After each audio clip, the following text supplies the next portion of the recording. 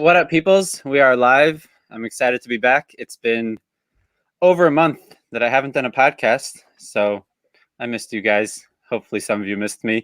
This is my buddy Dan Hesch from Hey, everybody. Canine Training. Yeah. What does 3C Canine Training stand for? What is that? So when I was trying to come up with the name, I had no idea what to, Dan Hesch training. I didn't know what to come up with. And then I thought of cool, calm, and collected. Because to me, that's how we need to be when we're working with our dogs. But also that's kind of the results we want with our dogs. We just want calm dogs, chilled, and with the right state of mind. So I came up with 3C Canine Training. And it rhymed and it came together and it wasn't already taken. So Nice. I figured why not? So. Nice. I like that. I've been meaning to ask you that question. I figured we should jump right into it with me understanding what the hell 3C Canine is. Yeah, That's cool. There's no other names. And then I didn't know if cool, calm, and collected was actually like paraphrased or like something, but I looked it up and it's like, no, people just use those words. And it's like, what makes sense? Because that's how we want our dogs to be when we train them. And that's the mindset we want to be in when we're training our dogs. Absolutely. So it worked out. And yeah. Absolutely. I love it. Just real quick for anybody who's watching this, if this is your first time tuning into this show, this is not a Q&A show. So if you have dog training questions, save them for after and send them all to Dan because he loves getting messages and answering all your questions for free.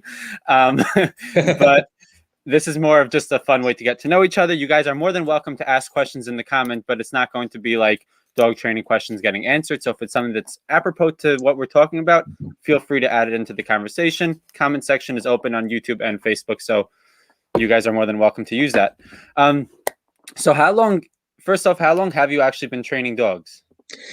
Since about 2016, I got started. So I had a dog my whole life. Like everyone, we kind of had dogs. We worked with them. Just teaching the basics. I was always the one in the family that worked with the dog, took it for walks, did stuff like that. And then my adult life, I adopted a dog and she turned out to be perfect. Not in my eyes, she was good, back before I knew about training. And then my wife and I, we went to the shelter and I saw this dog curled up in the corner, all scared and not knowing anything. Then I walked in and, took her out of the shelter, or took her out of the kennel and took her for a walk.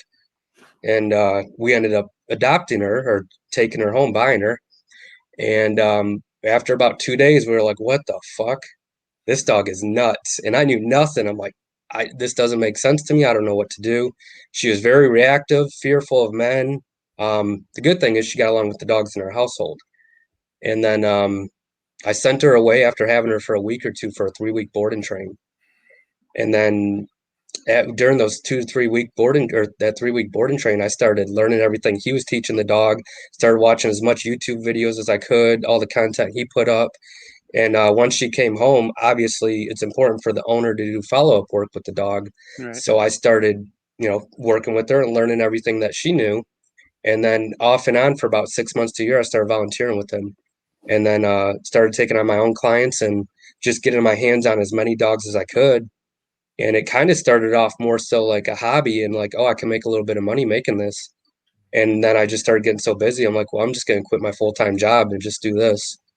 So, yeah, about 2016 is when I really got started.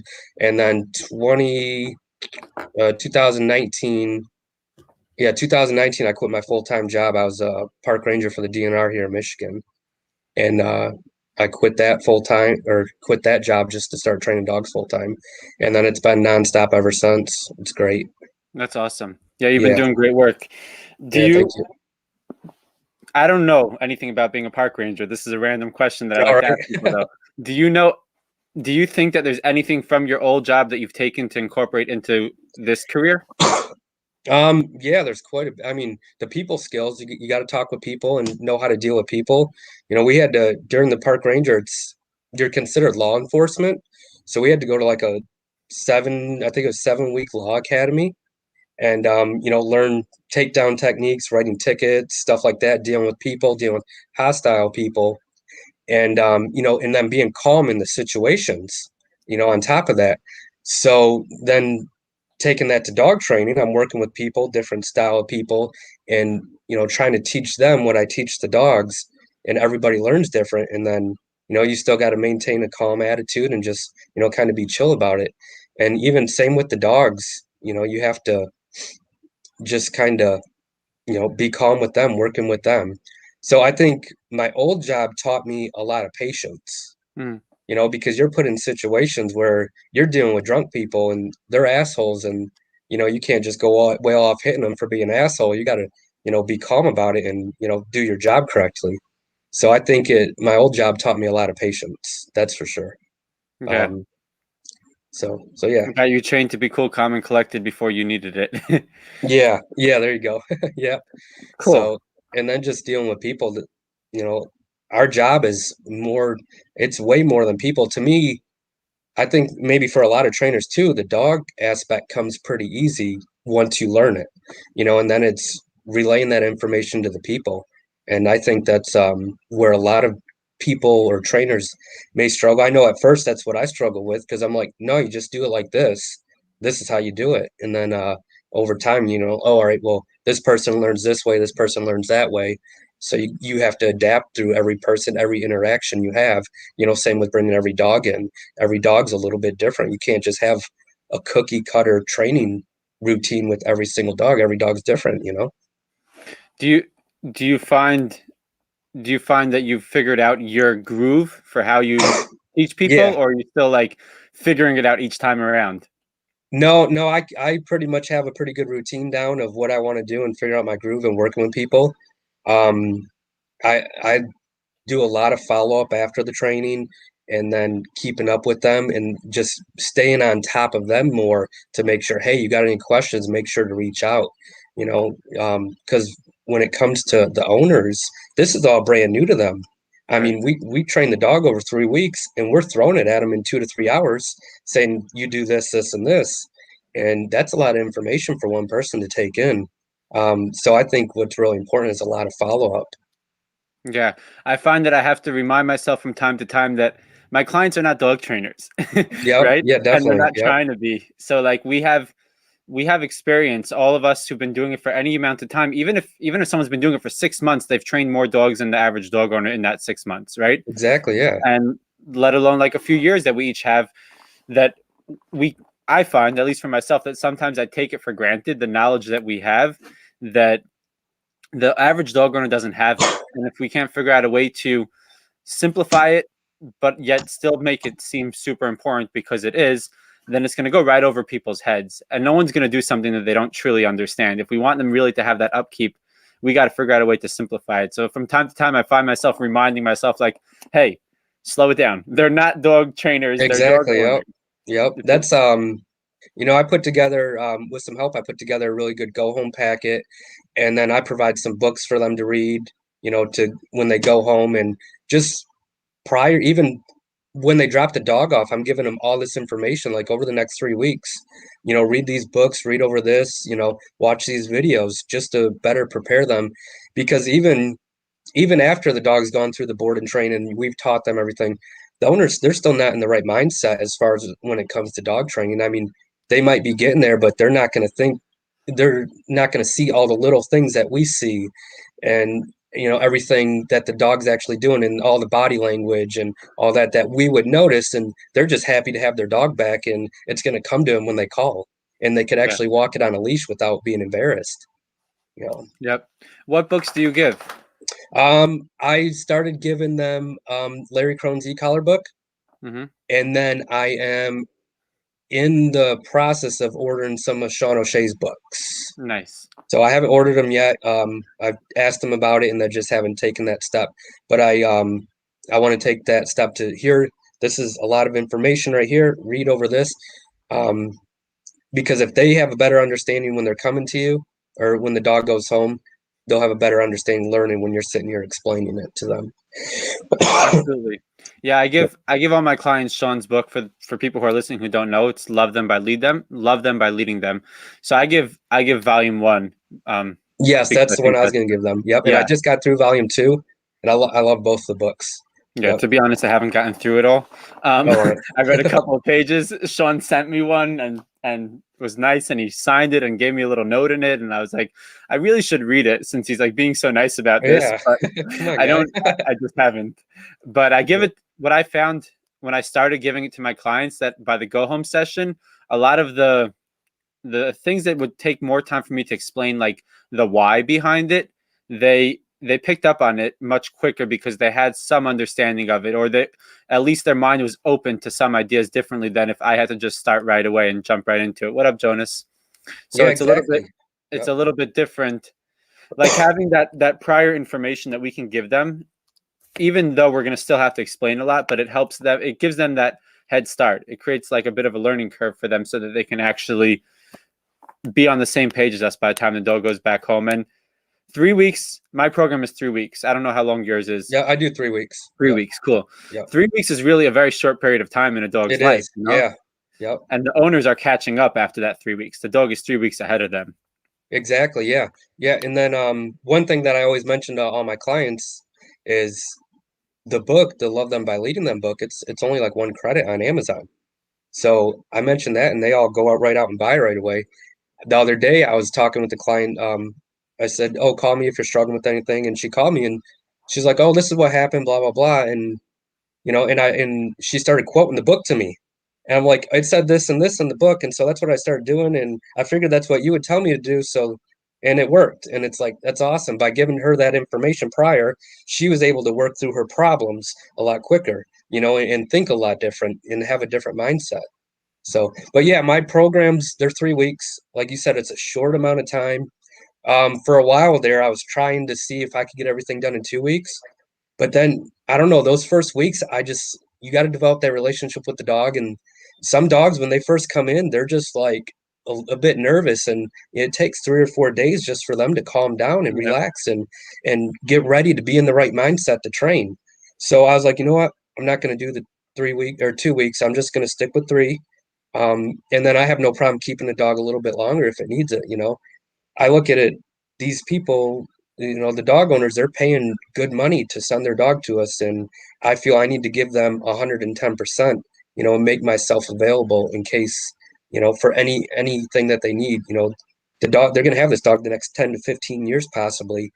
5 years down the road, I don't want them to think, oh, well, after a year, the dog fell apart. Well, why you call me 5 years?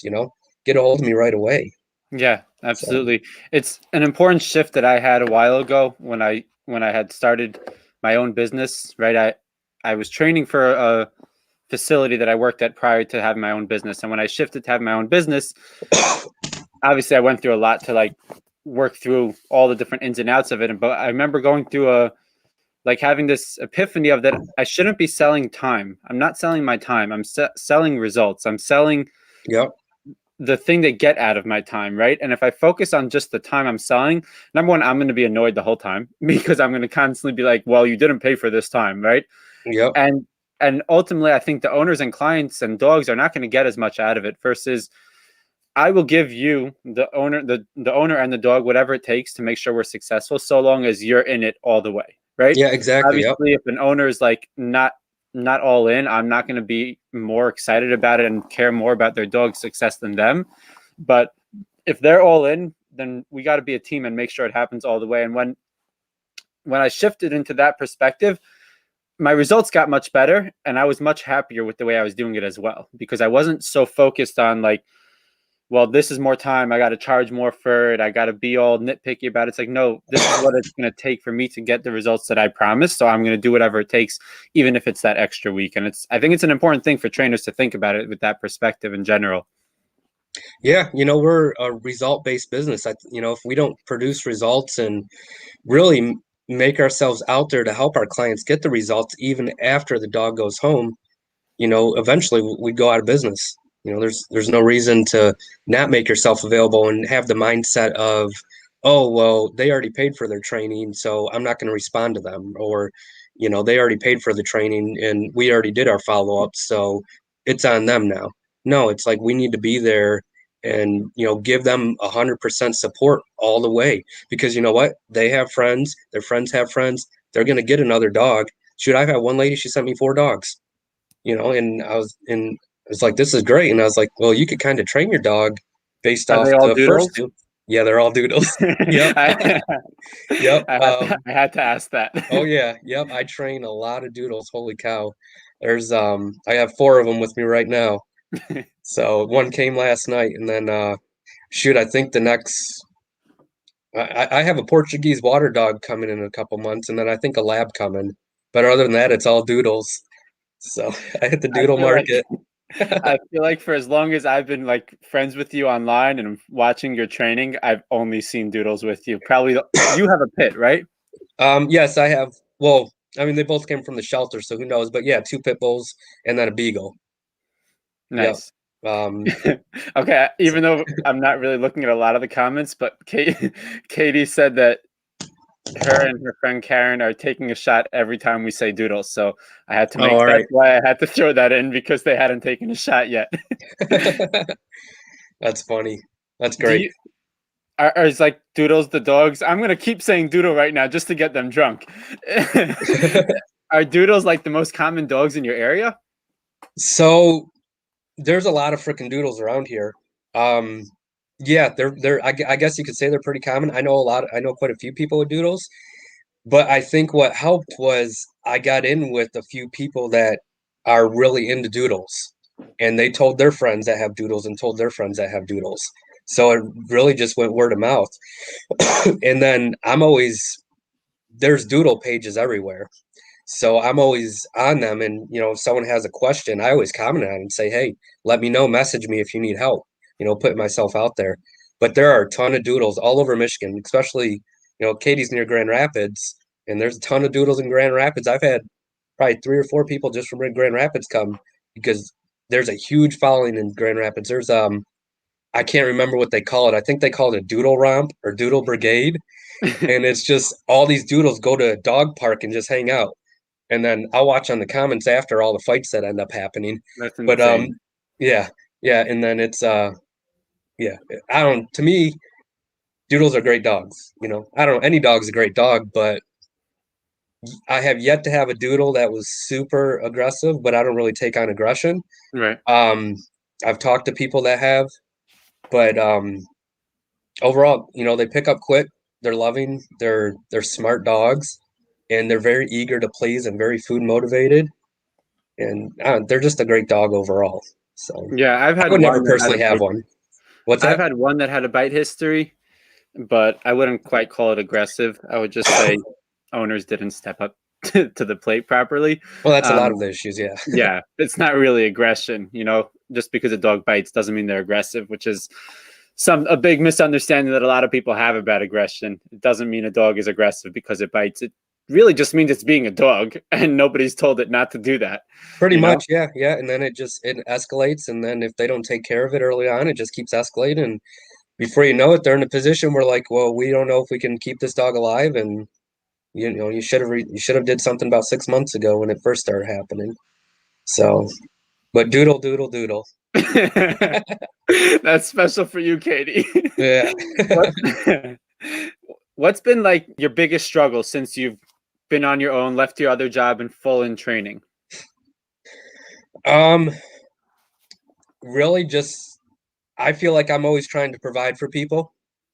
So like no matter what, like yeah, because I'm booked out pretty far, and it's just trying to make enough time to try to help as many people as I can. But I still limit myself because I don't want to get burnt out.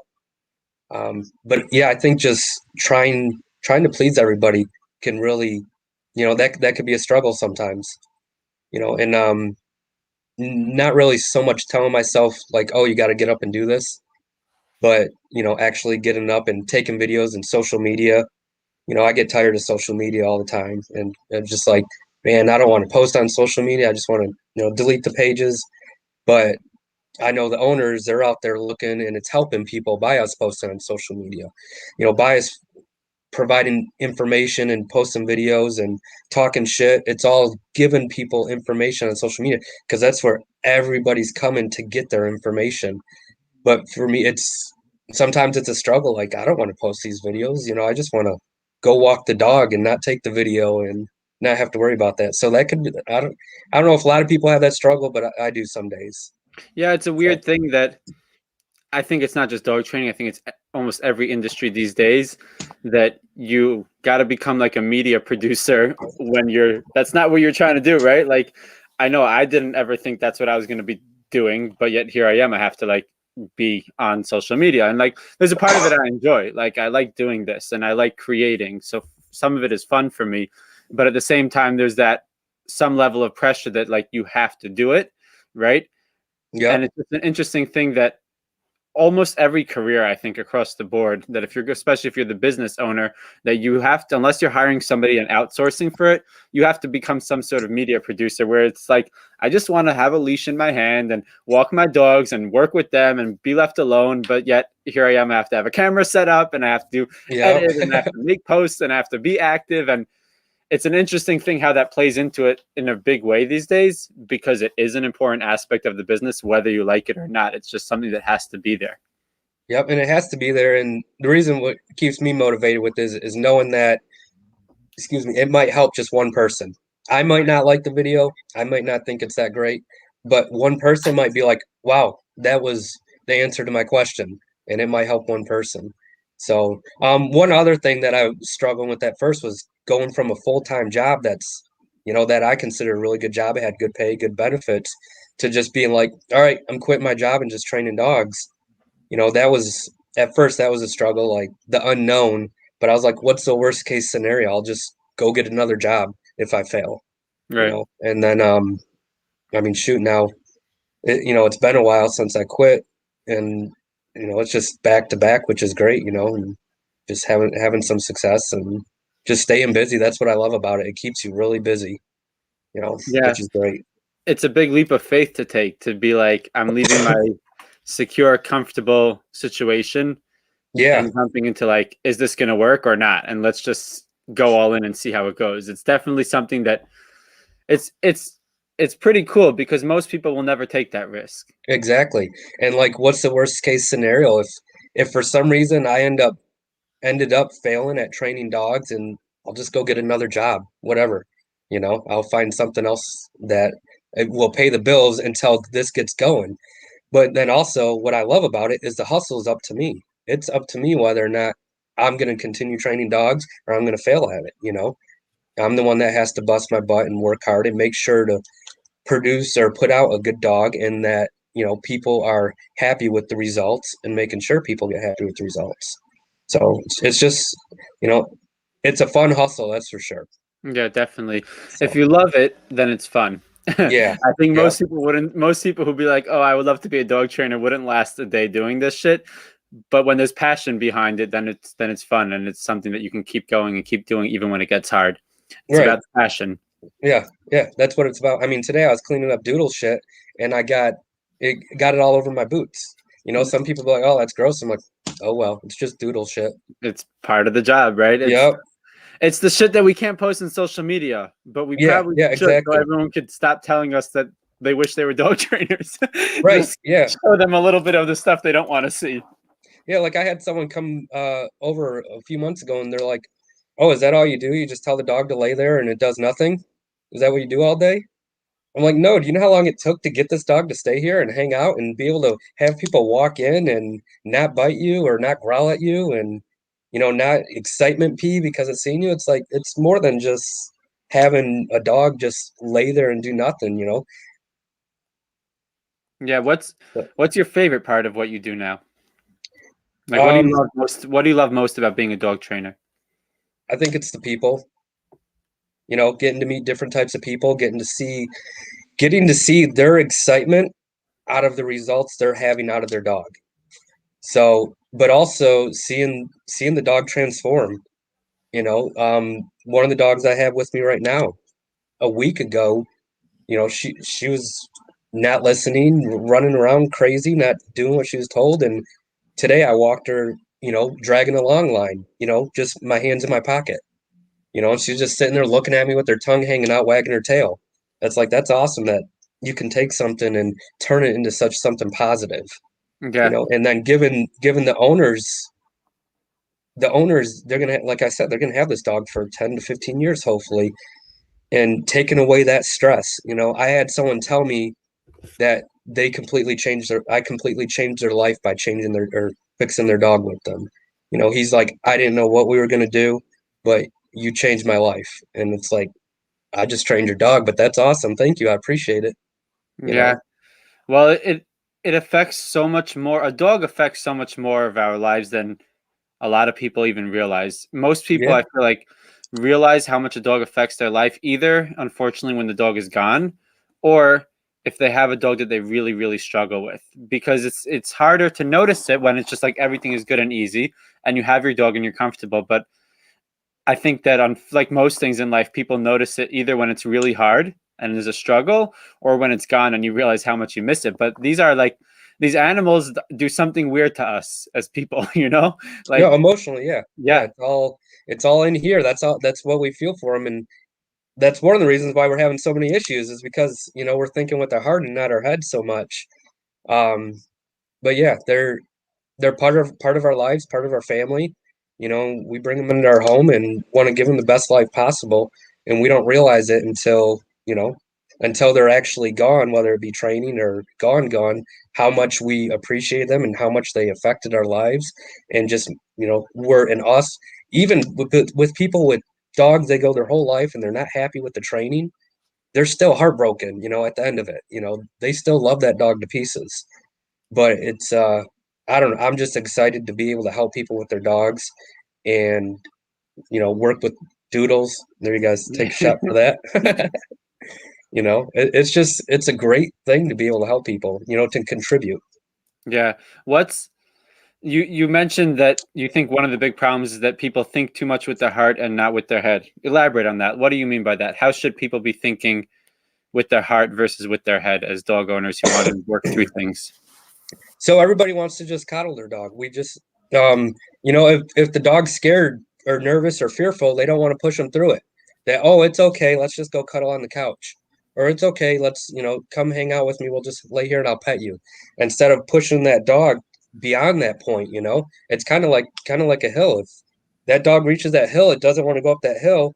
Oh, it's all right. We'll walk the other way and we'll just walk around it. Now, if you push to get that dog up that hill, when it comes onto the other side of that hill, it's excited as hell.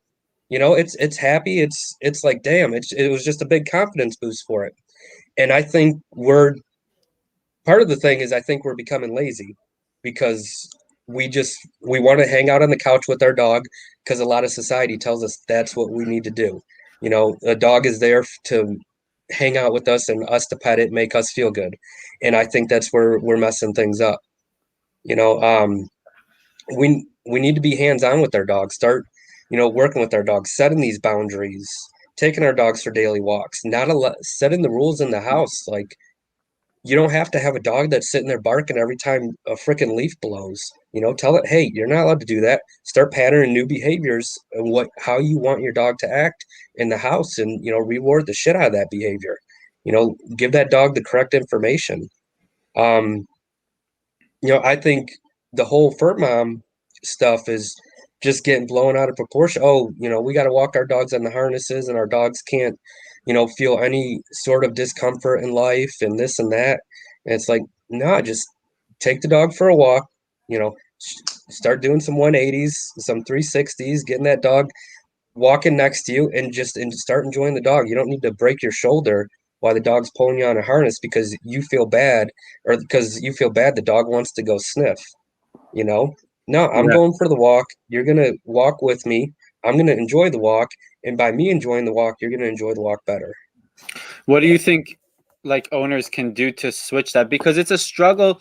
See, it's easy for you and I to say that and be like, yeah, that makes a You're lot right. of Oh yeah, sense, yeah. right? It's very easy. Excuse me. But for the average dog owner that's like, okay, stop telling me to not think with my heart. I love this thing with my whole life. I don't know what this means. Like, how could owners switch that? What could they do? Should they do from your perspective and your experiences to make that shift from thinking solely with their heart to adding some head into it as well to get that balance out of it? Because I think it's about both, right? You should have both, right? Yeah. You Oh shouldn't yeah. be a Yep. cold-hearted fuck who just Oh no, we has shouldn't be no at heart all. in it. Yeah. But Yeah. you need to have that balance. What could owners do to start to create that perspective shift in their life? Try to think of it from the dog's perspective, from the dog's point of view. You know, um, think of the dog as, all right, what can I give this dog for a job? Or what can I do to make this dog enjoy life more instead of just hanging out with me and just existing? You know, um, how can I get this dog, you know, just really just start working with your dog. Start doing simple stuff. Even if people just start working on sits and downs with their dog, they're going to start to see that shift, and the dog's going to pay more attention to them. And us owning dogs is almost 100% selfish reason because it makes us feel good. So by working with your dog, you're going to see that dog connect with you like it never has before. And that's going to make you feel so good. Like even as us as trainers, when I'm working with dogs and I'm working on focus work, and all of a sudden I notice, oh, I'm walking around and this dog's looking at me. It's like, yes, this is awesome. Now, if they could just get that feeling, they would be like, holy, this is great.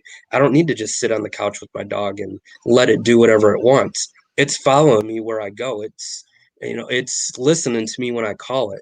You know, um, you take a lot of owners that have gone through training and they get compliments about their dog when they're out, and that just, makes them super excited. Like, holy cow, I actually got a compliment on my dog, you know? Yeah, I think that along the same lines that you're saying, that if we as trainers can find a way to give them a taste of that experience that you Yes. just explained Yep. as an owner, it helps them have that shift practically, because talk is cheap, right? We can talk about it from today till tomorrow. Like, you got to do this, you got to do that, you have to change your perspective, you're all in your feelings, like use your head a little bit, all of this stuff that it sounds great. And to a bunch of trainers sitting around talking about it, we're all gonna be like, yeah, yeah, that's great. But for the average owner, it's like, what the fuck, right? But if we can give them a taste of that, like something I've been doing recently with a lot of the clients that I work with, because I'm booked out pretty far right now. So the clients who are local to me, I'll do a one-on-one session with them where we'll just do leash work and get them to be able to walk their dog, right?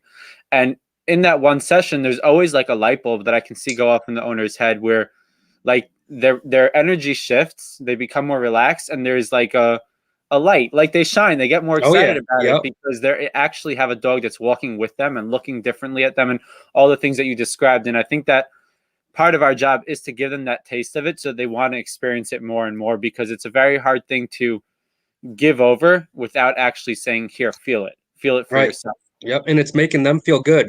That little moment of them being able to walk their dog just boosted their confidence, made them feel good. So they're going to want to push it even further. And a lot of them, they just want to be able to walk their dog and, their dog to come to them when they call, which Yep. is even if some owners, they're just happy with that. Oh, if I can walk my dog and it comes when I call, all the other stuff, who cares, you know? Yeah, because that's practically speaking the most, like the things that I think most owners struggle with the most. So I put a post on Facebook and Instagram a while ago solely for research purposes. So sorry to all of you who didn't get your answers, your questions answered, but I used it. So I asked, what's, if there was two things that you can work on with your dog that you wanted to change, what would it be? Right. And obviously there was a whole ton of different things because everybody has different priorities and things that they struggle with. But there was a common theme that I found of dogs barking and getting crazy in the house and not being able to enjoy them outside of the house, which really, what to me that boils down to is like, teach your dog how to go for a walk and teach your dog play so that you could actually like enjoy them, right? Yep. And it's really simple things that most people struggle with that actually affects their life in such a drastic way, in a very serious way. Oh, it stresses them out. Yeah. Yeah. Yeah. And you can't enjoy this animal, right? You get a dog to enjoy it, to enhance your life, and then you're stuck with it doing the exact opposite over things that most people think dogs should be able to do naturally. Right. Yep. Yep. And that's one thing. Like, we bring this dog into our house. They don't know how to operate in our world. They don't know. It's communication. They don't know our language. We have to show them, teach them how we want them to behave. And I think a lot of people are missing that. Like, oh, it's just a dog. That's just how he acts. No, he's acting like that because he doesn't know what to do. Yep. You know? And I When think, go no, ahead. continue. Oh, I was gonna say, and I think a lot of people they don't really get that because that's not what the big picture is. The big picture says, oh, your dog should be running around wild, barking and everything, and just, being a nutcase. If it's not a nutcase, if it's happy, Yeah, you know? everyone's like, why don't you just let the dogs be dogs, right? Yeah, yeah, exactly. Which we want to do that. Like, I play fetch all the time with my dogs and let them run around and just be nutcases. But it's like, if I tell you to lay down or to come or whatever, you gotta show some respect and just listen a little bit, Yeah. you know. The I went live on Instagram today randomly, and I ended up ranting and rambling about this Oh idea. no, see, I didn't get to listen to it all. I got in and then I got cut off. So Yeah, because I went into a park, so like sometimes the service is not so good. So I don't even know if anybody heard what I said. So maybe I was just talking talking to myself for a good 10 minutes. Bruno, what are you doing, buddy? Down. Good boy. Sorry, I have a bunch of oh, it's dogs all on good. place. So I feel like it's not a proper podcast if I don't have at least one dog behind me that barks or something. So it's real life here. But like I get comments all the time from people or dog owners who are interested in training but they're still unsure, right?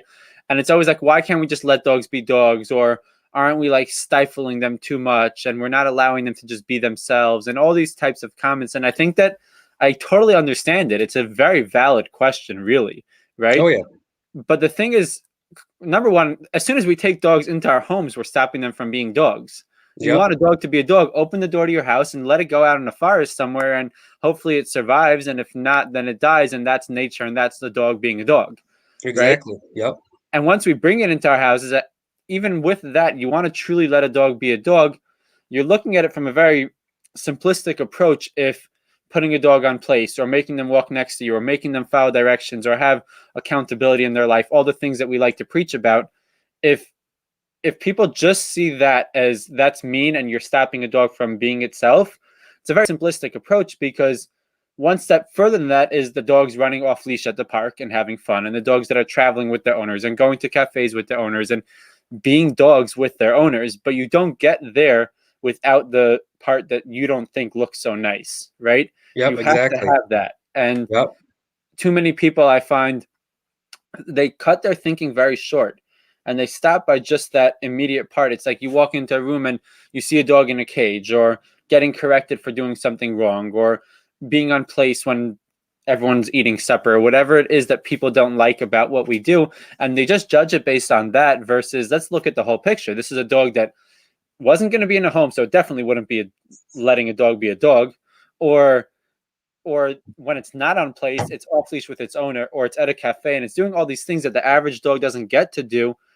So I want people to start to think about it, like stop thinking at a childish level about it and start to think more mature, bigger picture, what these dogs actually get to do because of all of this mean stuff. Yeah. The world opens up. Once we provide this structure and give the dog set some boundaries, the world opens up because we could take our dog everywhere with us and do things with us that it would never normally get to do because we don't want to take it out because it's going to start barking or growling and pull me down the street, or I don't want to take it on vacation because it's going to be breaking out of its crate or doing this or that.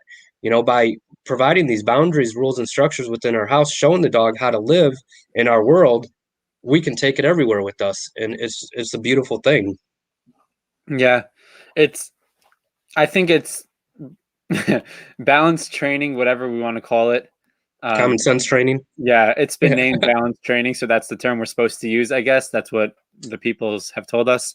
But I hate proper labels. dog training, right, versus improper dog training, like where people are not interested in structure and accountability and correcting dogs and whatever you want to call it, force free, I guess. I think that a big part of it really is like childish thinking versus mature thinking, Oh right? yeah, I agree. Yep. And because a childish way of thinking is like they cry when the mom stops them from running across the street because they want to go to their friend, right? And an Yep. adult that sees that is like, no, that's a mom protecting their kid, right? And they'll still get to go play with their friend, but they can't run in front of cars. And it's, to me, I see it in a very similar way. It's like one of them is like, you can never punish a dog, and it's mean to have structure, and it's mean to have accountability, and leadership is dominance, and all of this stuff that's put out there. And like, yeah, I get it. If you look at it from a very simplistic approach, I would agree. It's like the child who cries because they can't run into the street. But let's look one step further and what life actually becomes because of all of that mean stuff. Like the kid who actually does get to play with their friend because mom actually kept them alive and didn't let them run into the street. I think that it's very childish versus a mature approach, really. Yeah, I agree with that. I think the different approaches kind of limit dogs and limit their owners. You have some owners that they've been working with certain style trainers for 10 weeks and they still can't even walk their dog. Yep. 10 sessions, still can't even walk their dog. And it's like, you just got ripped off, Yeah. and but one of the issues is there's so, like with the balance training force free, there's so much information on the internet, people don't know where to look, because if you look up, all right, well, let's look up e-collars, then you can find a million things that are good about them. You look up e-collars, you can find a million things that are bad. Well, sunshines and rainbows sounds a lot better than correcting the dog.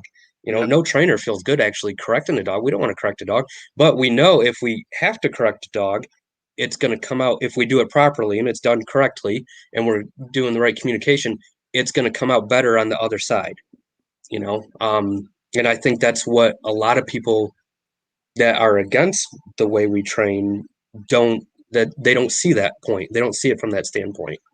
Right. Not looking big picture. Yeah, exactly. I spoke to an owner last night who I think she had said she worked with 4 trainers and the dog is 10 months old and has separation anxiety and Man. still has 0 results and wasted a shit ton of time, a lot of money, and just prolonging it. And the longer separation anxiety exists, the worse it's going to get, right? It doesn't magically get better on its own, or else no one would need us. But, and like those are so, do you get a lot of clients that had worked with a lot of trainers prior to you? Oh yeah, yep. So a couple of clients that pop up recently, the one she had, she was with a company, they called themselves Force Free, and then I looked them up and they were using No choke name. collars. Oh no, no, no, I'm not gonna say a name. Okay. I don't even remember their name actually. So, but they called themselves Force Free, and I looked them up and they were using choke collars. I was like, all right, well, that's not force free, but whatever. So this lady paid for nine private sessions, and she was still unable to walk her dog down the street. And her dog was still rushing the door, barking and everything. The dog was still nipping at her when she would pet it and wouldn't stay still. And I felt bad for the lady. I was like, you'll just do this, this, and this. And then she ended up signing up for a boarding train actually. But I said, you kind of just got ripped off, And she's like, yeah, I guess so. And, she kind of saw it from a different perspective because we started getting results instantly. And I didn't even do anything really. All I did was teach her dog place command and worked on some thresholds, and the dog like started paying attention to us and listening just because we put a leash on it and didn't allow it to do whatever it wanted to do in the house. And it started right away, just like, oh, all right, well, what do you want me to do? You know, so yeah, I get a few clients that have already gone through training. Some have already gone through board and train style with the e-collar, and a lot of people aren't working on the state of mind, getting the dog into the calmer state of mind. I spoke with a lady on the phone the other day. Her dog went through a 3-week board and train, and she didn't even know what place command was. It's like, holy cow, how do you not know what place command is?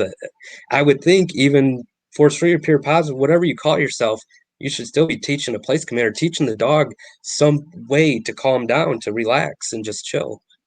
Yeah.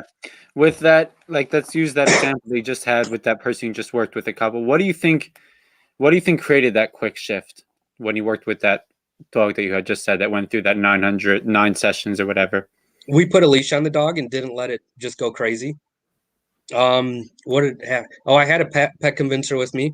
It nipped at my hand and I just gave a little psh with the pet convincer and it just looked at me and sat down. And I think it's never been told no. It's never been told what to do. Um, they were they were told to use a can anytime the dog does something wrong, to shake the can. Yeah. And she shook the can and the dog doesn't even care. It turned into a game. He started getting even more hyper and wanted to play with the can. So I think by limiting that dog's free roaming, get that more focus on us by having the dog on the leash, a short leash, and not allowing it to run around and do what it wants. And it had no choice but to focus on what we wanted to do. And we started seeing the shift, and so we started working a little bit on thresholds and place command and just showing the dog, hey, these are your boundaries. This is how I want you to behave. You're not allowed to nip at my hand. You're not allowed to jump on people when they come through the door. Here, go here and lay down. And by the end of the session, the dog was hanging out on place, and it was cool. It was nice to see that. We didn't start working on walks yet, but because she ended up signing for a board and train, so we didn't start working on walks. But that dog, it'll be easy to teach it. Well, I feel it'll be easy to teach it walking. Yeah. So do you do mainly board and train? Do you do one-on-ones also? What is your Yep. program? So I just do a 3-week board and train. I was trying to do, like I said earlier, trying to do a 2-week or thinking of doing a 2-week, but I just didn't feel the dogs were getting enough. And I used to do, before COVID, I was doing private sessions.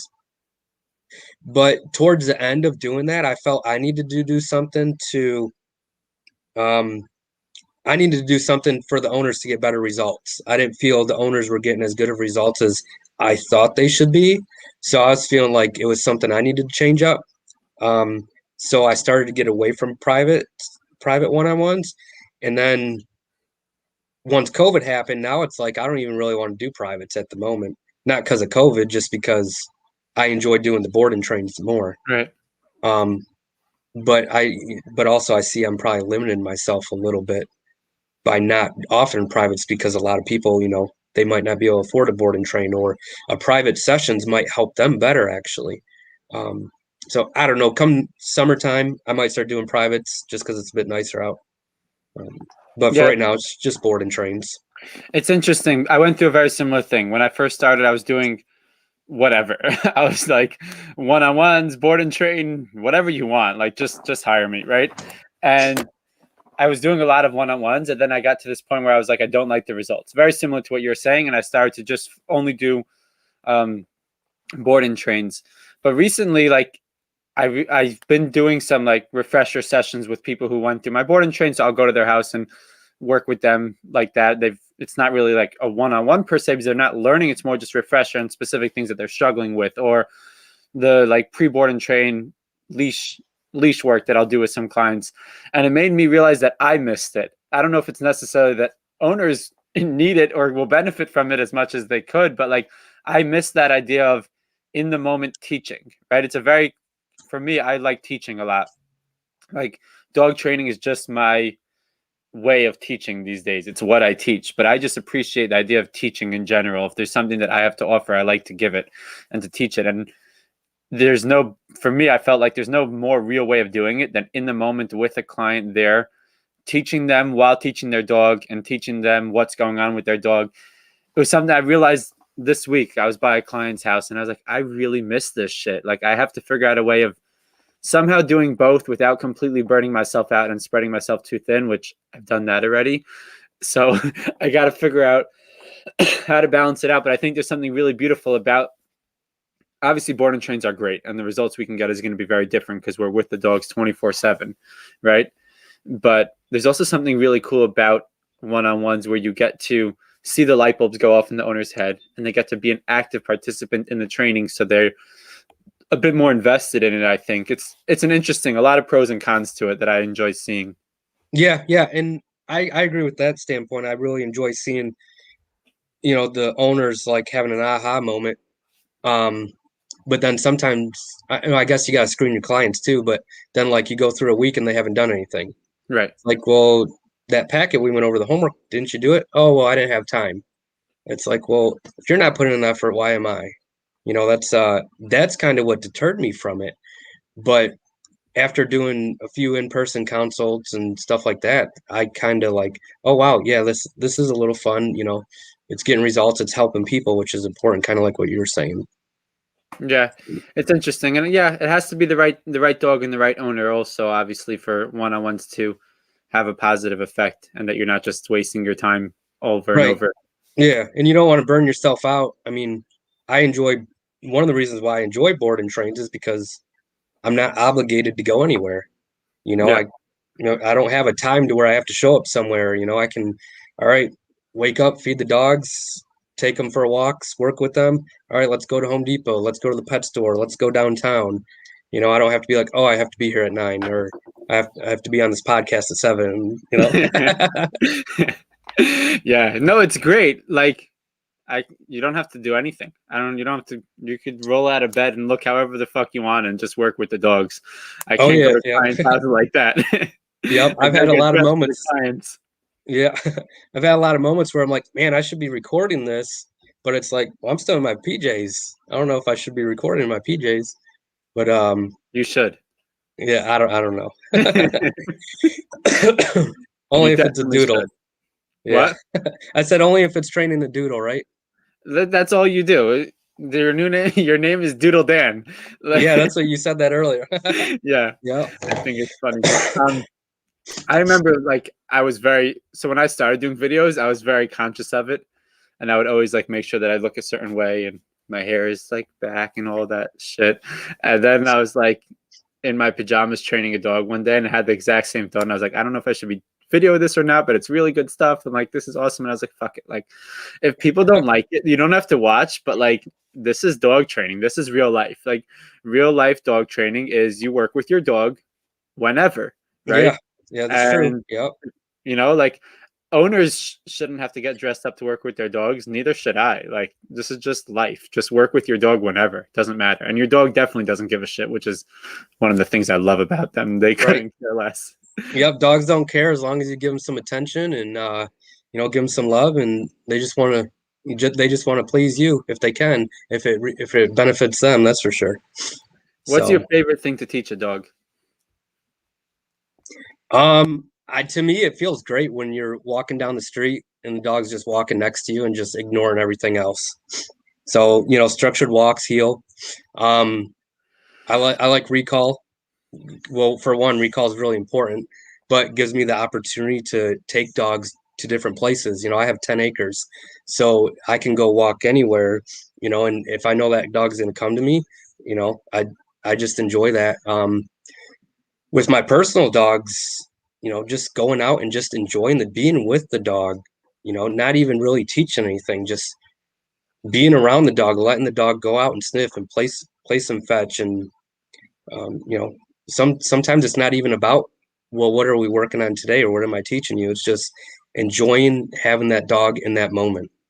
Yeah, definitely. And that's something that most dog owners can't do, Right. because their dogs can't just chill with them. They always either have to be doing something, actively engaged with, being touched, being spoken to.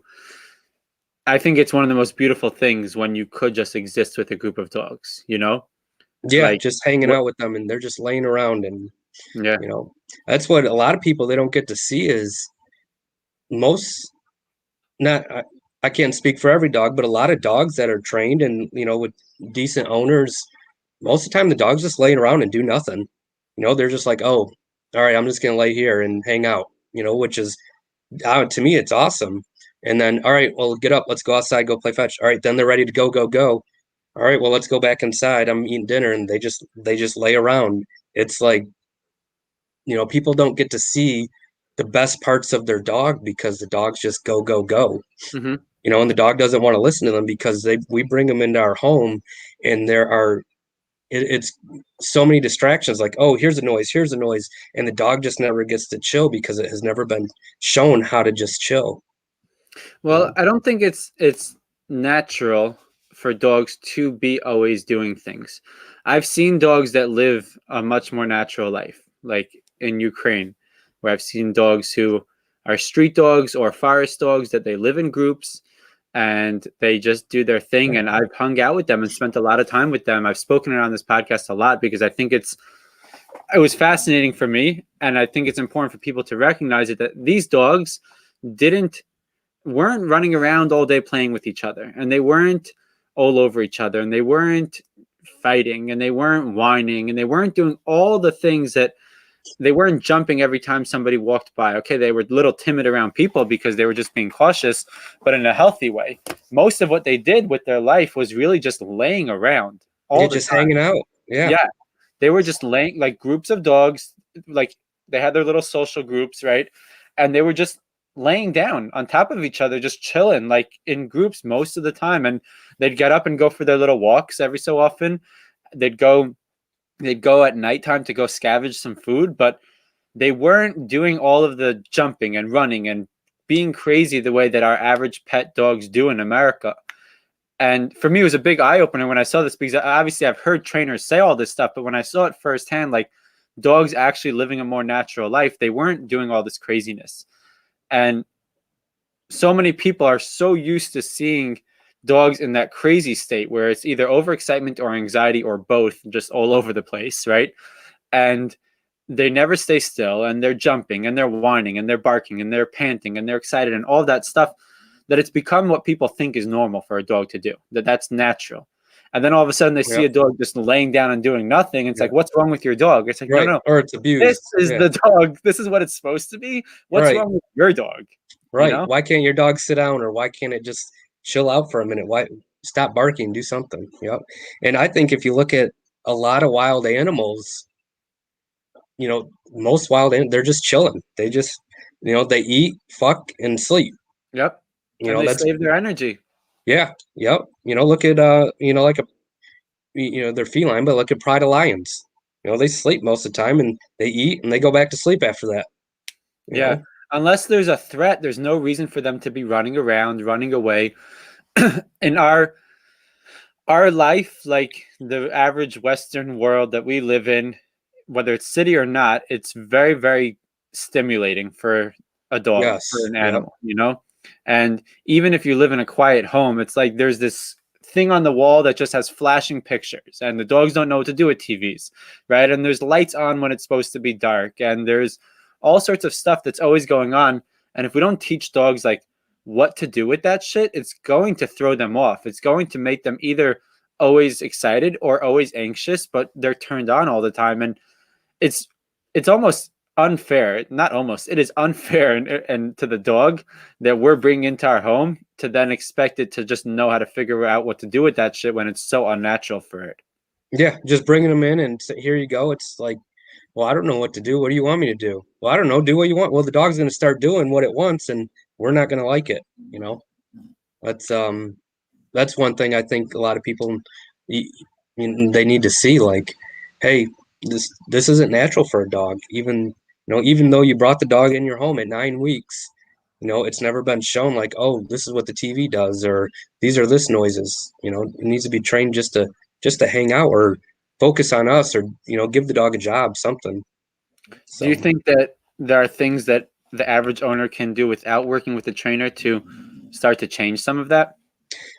yeah, I talked to a lady the other day, and she was she's like, well, what can I start doing? I'm like, I already start doing this. I told her to start hand feeding her dog, keeping her dog on a leash with the leash attached to her in the house, and then outside keeping it on a leash. Within a day, she said she's seeing a totally different dog. So start hand feeding your dog, having the dog with you on a leash, and putting your dog into a sit or down, just some sort of relaxing position, and create your dog, have it set some boundaries and rules in your house, and you'll start seeing a different dog within a week. I A lot of people, I think they just don't want to put in the work, or because they don't see the results right away. They're like, well, the dog's not listening. Well, you've only been trying for 5 minutes. Yeah. Give it. And I time myself on when I do a lot of things, like making the dog sit and wait for food. You could take a dog that totally doesn't know how to do that, and within 5 to 10 minutes, it's sitting and waiting for it to be released for its food. And I think, we're just so go, go, go. We don't have the patience for that. Yeah. Dogs don't agree to the cultural way that we live. It's that simple. Right. They're primal and natural, and our life is not natural at all. It's far from it, right? The way we're always running around and doing things, and always got to get somewhere and keep to a schedule and be on time for something, and rushing. It's not. And then we try to put that onto our dogs. And Right. for me, like once like I've connected with that idea, it's actually a beautiful thing, because dogs will slow me down. They'll make me be present. They'll make me be a part of it. It's one of those things that I think that owners, people, dog trainers, whoever, who actually really focus on all these things, how it can benefit us in our lives too, because I found that it forces me to slow down, to be more present, to be in the moment. And there's nothing better than that, when we could actually just be present with what we're doing, which most people never do at all in their life because they're just thinking about the next thing. Dogs can force us, once we connect with that and actually start to be in tune with what they need, it can force us to do the same for ourselves in a very cool way. Yeah, it just helps us. It just helps us calm down and relax because the dogs, we're seeing results that we want, so it makes us feel better. One thing that I talk about is patience. Having patience with your dog with clear communication, and then working your dog through it. Your patience is going to outlast that dog continuing to do or not doing what you expect it to do or want it to do. Like for example, sitting at thresholds, walking out the door. Well, if you're just patient with that dog and you have it on a leash, just put it into a sit, open the door. Within 5 to 10 minutes, it's gonna sit there and wait for you to let it out. And I think people we're giving up too fast because we're used to fast results. We're used to everything right now, right then and now, and so we don't take the time out to work with our dog. Yep. We live in an age of instant gratification. I mean, think Yes, about what we're exactly. doing right now, right? Like, we're hours apart. We're at least 13-hour drive apart. And Yep. we're sitting and talking to each other, and people are listening, and everybody's able to be a part of it. And we could talk to each other in seconds. Like, not too long ago, if we wanted to have this conversation, it would have been over many months where we would be writing letters back and forth with each other, hoping that it actually gets to you, Yeah. And now, Yep. like, with a click of a button, we're talking, we're seeing each other, we're communicating with each other, and people are able to listen and listen to it after. It's all instant gratification. So it's one of those things that we have to recognize, that dogs are not part of that, right? They don't Yep. live in that same world as us when it comes to that. Nothing for them is instant gratification in terms of actually getting the good stuff, right? The problem is when we give them that instant gratification because it's normal to us, then they don't work for anything, and we end up having this whole rabbit hole of issues that are created. Yep. Yep. You show a dog they could get away with something, they're just gonna run all over you, and take advantage of you and not care. I mean, in a way, dogs are selfish. They're gonna do what makes them feel good. The Yeah, same reason why we have dogs, because it makes us feel good. Well, the dog's going to take advantage of you because it's making itself feel good. I did a TikTok video today on that. Uh-oh. We'll see. Really? We'll see how many people hate it, because people get excited about shit on TikTok real quick. Um, Yeah. but You're going to get banned again. yeah, hopefully it's good. The more they cancel me, it means that my message is getting out there. Um, but I think that I remember having this idea. I made a couple posts on it on different things, but the key, it's normal for dogs to be selfish. Selfish isn't bad, right? We have this perception in our culture that if you're selfish, you're a bad person. It doesn't mean you're an asshole if you're selfish. You're an asshole if you're an asshole, right? Right. But being selfish is actually an innate thing that is part of survival for everyone, whether it's for dogs or for us. That any animal, any being has to put their survival first. And especially, like, if you want to help somebody else, you got to put yourself first too. It's the only way to truly be able to help them, right? And so dogs don't give a shit about pleasing you. There's this stupid cultural thing that people believe that dogs want to please. They just want to please their human. It's like, no, dogs don't want to please their human. They know Right. that by pleasing their human, something good's going to happen, right? Right. So, and they do it. The trick is, if we want to really manipulate the situation, which is what it all is manipulating the dog's mind, is make them believe that doing what you want is in their best interest, and then they're going to selfishly do it. They will never selflessly do something for you, ever. Like, you want to see that your dog is not, like, truly doesn't give a shit about you, stop feeding it for 2 weeks. Tell me that your dog still loves you unconditionally. Right. So yeah, it's funny that you brought it up. I just had it on my mind and I was ranting about it. But yeah, dogs are selfish, as they should be, because it's the key to survival. Yep. And it's our job to figure out how to tap into that so that we can have the best relationship with them.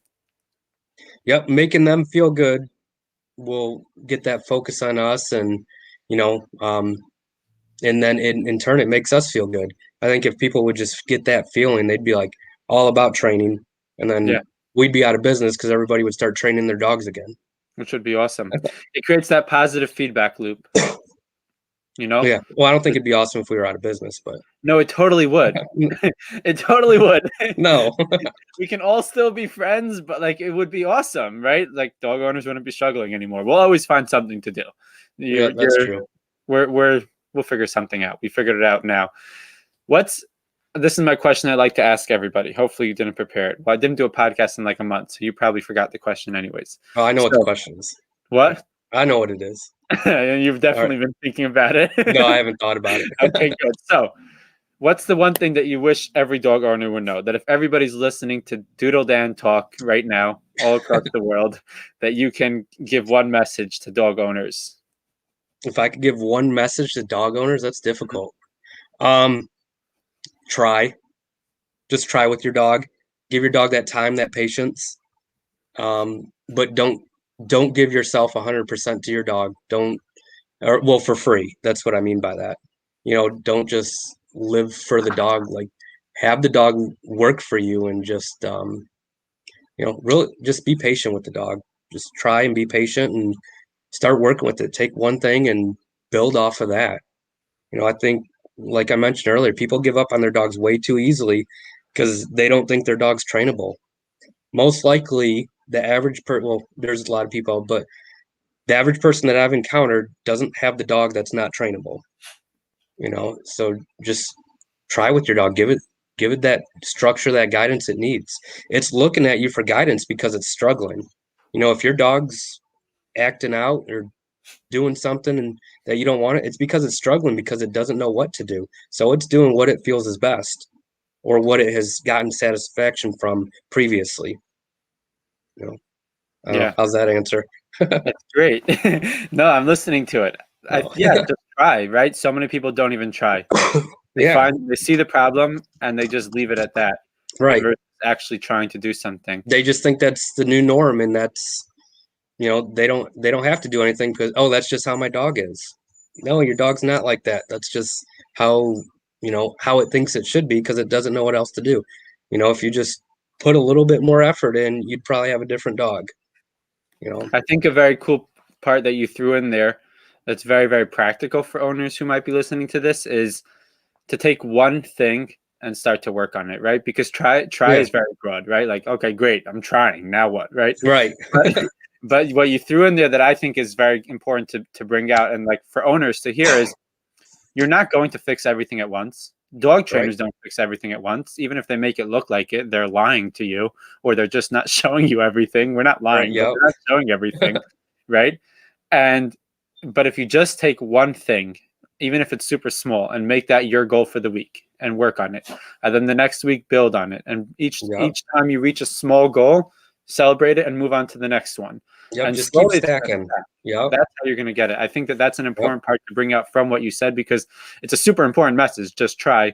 But then you also threw in a practical part of it very quickly without elaborating on it, but that people should try in a very practical way. Like, just take one thing and conquer it, and then another thing and conquer it. And soon enough, you'll have a totally different dog. Yeah, and it'll start building up your confidence as an owner, and start building up the dog's confidence, and the dog will start focusing you on more and looking more for you direction. And then in turn, it'll start making us as the human or the owner feel better.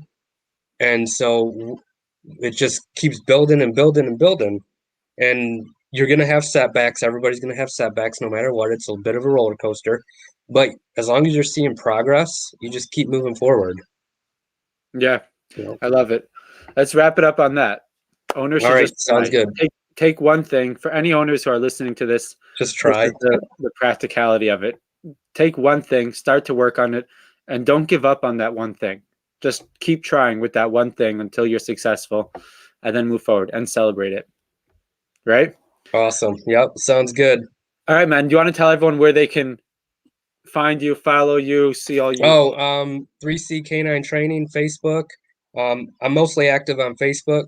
Post a little Instagram, and then TikTok. I started a TikTok, so I need to do some crazy stuff for that, so I can try to get banned like you. I'll teach you how to do it. It's not that difficult. Just get people a little bit upset, and they'll report you for bullying. I got a really good idea. I might post it. I might do it. I don't know. It's a little out there, but I can't talk about it online. Just do it. If it's out there, just do it. It's out there. I don't know. I might be get in trouble for doing it, so I don't know. You'll never know if you don't try it. It's a hit or miss. It's that try thing. Yep. Yeah, exactly. Exactly. Take some of your own advice and just try it. Yep. Exactly. All right, guys. Follow Dan at 3CK9 Training on Facebook and TikTok. Let's blow his TikTok page up so that when he puts up his crazy content, we'll all be able to see Yeah, it. we'll see. Make sure he doesn't get banned. All right, y'all. Thank you, everybody, for tuning in. I'm happy to be back. I have a bunch of awesome guests lined up. So hopefully this podcast should be back up and running on a more regular basis. I had to put it on the back burner a little bit because I got busy and I don't like to get burnt out. So I got to put myself first because I'm selfish. And but we're back, we're running, and I'm excited to be back. So stay tuned, and y'all should follow my TikTok too because I got to blow that shit up. I love you all. Thanks everyone for tuning in. Dan, Bye. thanks for hopping on. This was a lot of fun. I Oh yeah, appreciate thank you you. all. Hope you all have an awesome night, and remember to be kind to yourselves and to everyone else. Peace.